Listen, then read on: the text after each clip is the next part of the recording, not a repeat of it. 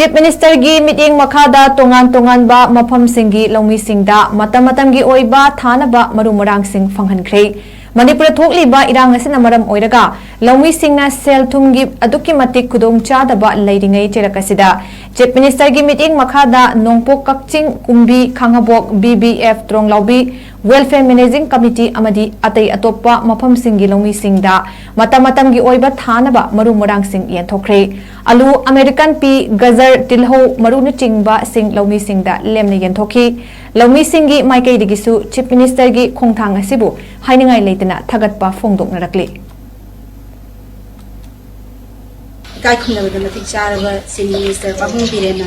food processing gi training piraba matungda ekoi lawrok pantha loiraba matung sida mahi marom ningthamgi mahi marom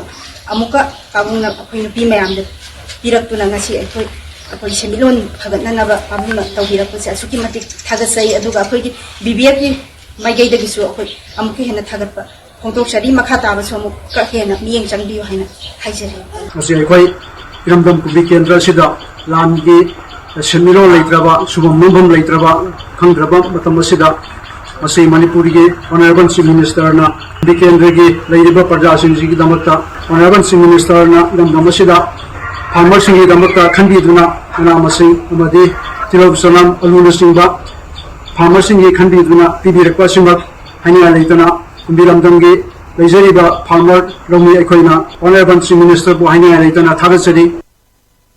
Chief Minister gi meeting makada tongan-tonganba mafamsinggi lawmisingda matam-matamgi oiba thanaba marumurang sing fanghankhre. Manipur thokliba irang asina maram oiraga lawmisingna sel thumgi aduki matik khudong chadaba leiringai cherakasida. Chief Minister gi meeting makada nongpok kakching kumbi khangabok BBF tronglaubi Welfare Managing Committee amadi atay atopa mafamsinggi lawmisingda matam-matamgi oiba thanaba marumurang sing yenthokre. Alu American pi gazar tilho maruna chingba sing lawmisingda lemna yenthoki lawmi singi maikai digisu Chief Minister gi khongthang asibu hainingai leitana thagatpa fongdoknarakli kai khumna bada matik charaba Chief Minister Pahung Birena food processing gi training piraba matungda ekoi lawrok pantha loiraba matung sida mahi marom ningthamgi mahi marom amuka pabungna akoi nupi mayamda piraktuna ngasi